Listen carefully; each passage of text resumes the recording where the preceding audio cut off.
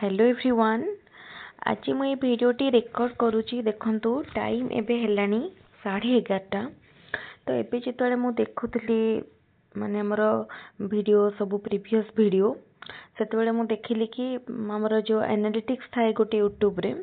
YouTube studio रे जो माने यूट्यूब रे वीडियो पकाउथिबे से जानिथिबे। तो मु देखिली एबे रिसेंट जेहेतु ओटीटी ओस्टेट एग्जाम नाही पिला मानकर एबे मोस्टली इंटरेस्ट बा टार्गेट रही कोटा को ना SSB TGT and junior teacher. तो आमर से तो क्लास होउची ता सहित आउ गोटे इम्पोर्टेंट जिनस मो माइंड को आसिला सेटा होची BEd entrance Odisha state BEd entrance 2026।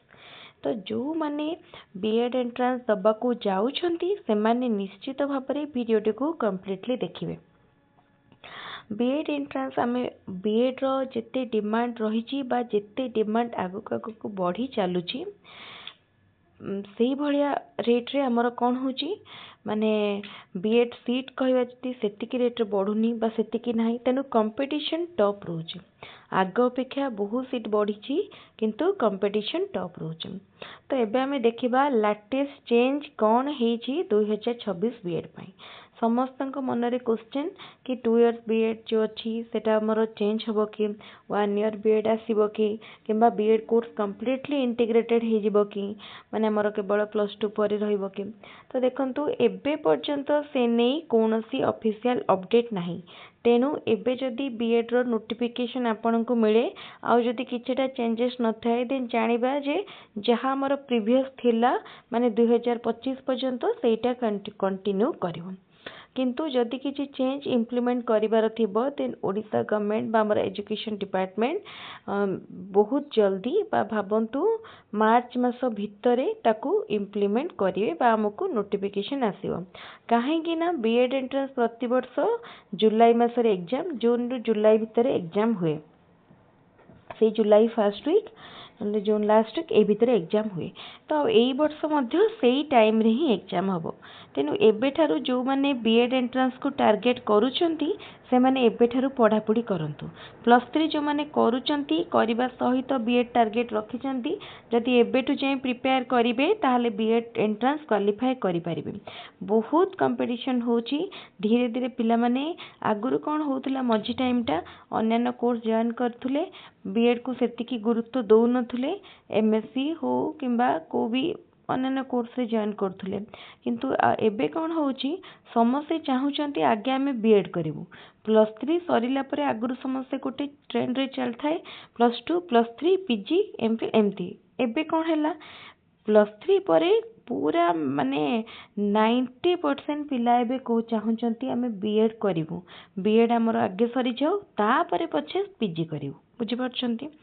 निश्चित भाव में आपण मैंने जदि कॉलेज रे पढ़ुंट ताहले सांग मानकर मेंटालिटी निश्चित भाव में जानुथिबे निजर माइंडसेट भी यहाँ ही थी कि फर्स्ट आम बीएड करूँ। ता सहित आउ गोटे जिनस कौन मझे आंध्र बीएड प्रबल करुले एबे किंतु देखिए आंध्र बीएड हो नागार्जुन बीएड हो अन्य स्टेट बीएड सेतिकी पिला माने इंटरेस्टेड नाहांती। आम ओडिशा रे बीएड थाई ओडिशा बीएड को समस्ते चाहूचंती आमे केमती करिबा पई। बुझि परछंती।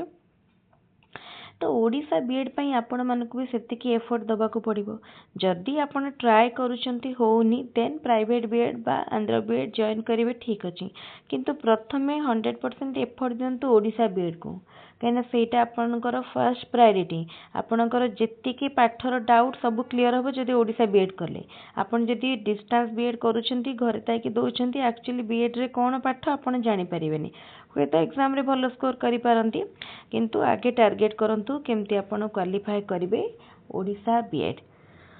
तापर देखंतु जदि आपण ओडिशा बीएड क्वालिफाई करिया को चाहूचंती ताले कोन पाठ रहिची एग्जाम केबे हबो से कथा जानंतु। जेमती कहली एग्जाम प्रति मास जून एग्जाम प्रति वर्ष जून रु जुलाई भितरे हुए। तेनु एई वर्ष मध्य से जून जुलाई बेल को एग्जाम हबो। आपनक पाखरे समय रहला हातरे केते मास फेब्रुआरी मार्च एप्रिल मे जून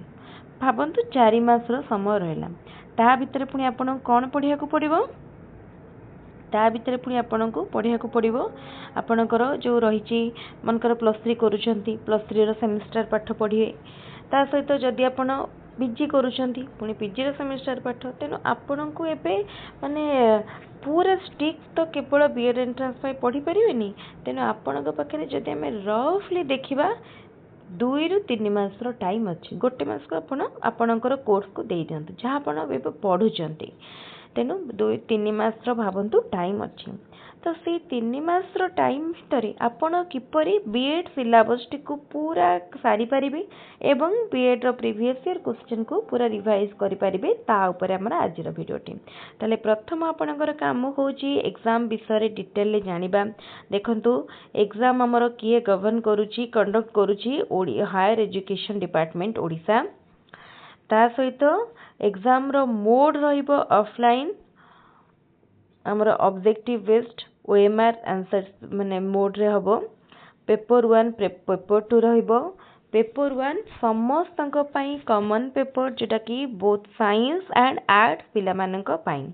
ପେପର 1ରେ କ'ଣ କ'ଣ ସବଜେକ୍ଟ ରହିବ English general awareness reasoning teaching aptitude ତାପରେ ପେପର 2 ଆସିବ ସାଇନ୍ସ ଆଉ ଆର୍ଟ୍ସ ପିଲାଙ୍କ ପାଇଁ ଅଲଗା ଅଲଗା ଯେଉଁଥିରେ କି ଆର୍ଟ୍ସ ପିଲାମାନେ English Odia history political science geography economics ପଢ଼ିବେ ଆଉ ସାଇନ୍ସ ପିଲାମାନେ physical science bio science mathematics ପଢ଼ିବେ ତାପରେ ଟୋଟାଲ କେତୋଟି କ୍ୱେଶ୍ଚିନ୍ ଆସିବ ଟୋଟାଲ ଆସିବ 120ଟି କ୍ୱେଶ୍ଚିନ୍ ପ୍ରତ୍ୟେକ ପେପର 1ରୁ 60ଟି କ୍ୱେଶ୍ଚିନ୍ ପେପର 2ରୁ 60ଟି କ୍ୱେଶ୍ଚିନ୍ ଆଉ ପ୍ରତ୍ୟେକ କ୍ୱେଶ୍ଚିନ୍ର ମାର୍କ ହେଉଛି 1 ମାର୍କ ଏକ୍ଜାମ୍ର ଡ୍ୟୁରେସନ୍ 2 ଘଣ୍ଟା ତାମାନେ ପ୍ରତ୍ୟେକ ପେପରକୁ ଦିଆଯିବ ଗୋଟେ ଘଣ୍ଟା ଏହାର ଅଫିସିଆଲ ୱେବସାଇଟ୍ ହେଉଛି samsodisha.gov.in ଠିକ୍ ଅଛି ତାପରେ କୋଉଠୁ କେତେ ମାର୍କ ଆସିବ ଦେଖନ୍ତୁ ଆମର ଫାର୍ଷ୍ଟ ଲାଙ୍ଗୁଏଜ ଯେଉଁ ଇଂଲିଶରୁ ଆସିବ 10 mark general awareness 10 mark reasoning 10 mark teaching aptitude 10 mark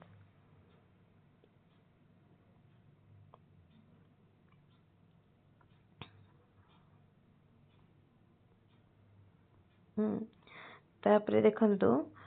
ଏଇଠି ତାହେଲେ ଏଠି ଟୋଟାଲ ଆକ୍ଚୁଆଲି ଆମର ଏଇଟା 100 ମାର୍କର ପେପର 1 ହବ 40 ମାର୍କର ପେପର 2 ହବ 40 ମାର୍କର ବୁଝିପାରୁଛ ପେପର 2 ହବ 60 ମାର୍କର ତାହେଲେ ଏଠି ପେପର 2 ଦେଖନ୍ତୁ ପେପର 2ରେ କ'ଣ କ'ଣ ଆସୁଛି ଯେଉଁଟାକି ଆମର ଆର୍ଟ୍ସ ପିଲାମାନଙ୍କ ପାଇଁ ଫାର୍ଷ୍ଟ ଦେଖିନେବା English 15 mark Odia 10 mark history political science 20 mark geography economics 15 mark ଏଇଟା ଆମର ଟୋଟାଲ 60 ମାର୍କ ସେଭଳି ଭାବରେ ସାଇନ୍ସରେ ମଧ୍ୟ physical science 20 mark biological science 20 mark mathematics 20 mark total 60 mark तापरे डिटेल सिलेबस इंग्लिश रे कंप्रेhension वोकैबुलरी यूजेस तापरे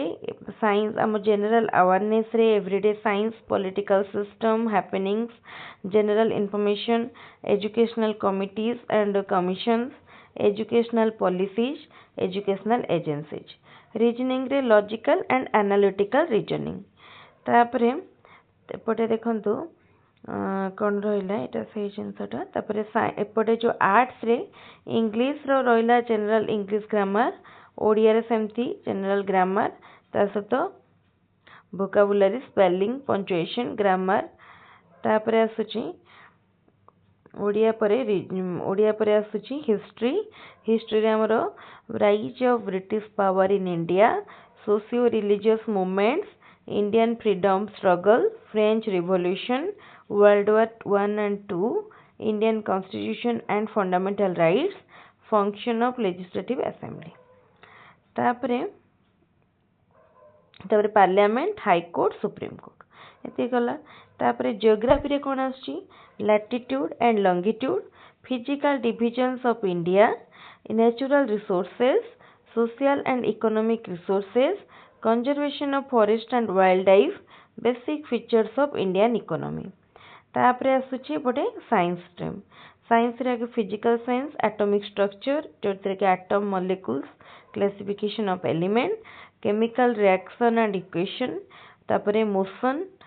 इलेक्ट्रिसिटी तापर आछि मैग्नेटिज्म तापर हीट लाइट एंड साउंड तापर मैथमेटिक्स रे आछि number system ratio proportion set theory relation function linear and linear equation simultaneous and quadratic equation polynomials theory of indices logarithm and anti-logarithm trigonometric ratios and indices height and distance problem basic geometrical concept and plane geometry तापर आछि biological science रे cell plant and animal diversity natural resources environment ecosystem हमारा ecosystem पर physiological function से nutrition respiration excretion reproduction तो ये हमारा पूरा सिलेबस टी आपण मान सहित डिस्कस करेनेली आम क्लास करवा ओडिशा स्टेट बीएड पाई आमर ये चैनल रे मोस्टली टीईटी पाई एंड टीचर रिक्रुटमेंट टेस्ट पाई क्लास हुए एबे आमर साइमल्टेनियसली एसएसबी टीजीटी जेटी ता सहित ओडिशा स्टेट बीएड पाई क्लास प्रोवाइड करा जिवो तेणु जो माने ओडिशा स्टेट बीएड अप्लाई करिवे बा ओडिशा स्टेट बीएड को टार्गेट रखिछंती से माने निश्चित भाव में आम चैनल माध्यम रे प्रिपेयर करि परिबे जदि आमर वीडियो गुडी को भल लागिबो ताले चैनल को निश्चित सब्सक्राइब करिवे वीडियो गुडी को लाइक करिवे एवं निजर सांग मान को सहित वीडियो गुडी को बहुत संख्या रे शेयर करिवे तले आज रो क्लास को मैं एठी रखुची पुणी आ गोटे वीडियो रे देखा हबो थैंक यू।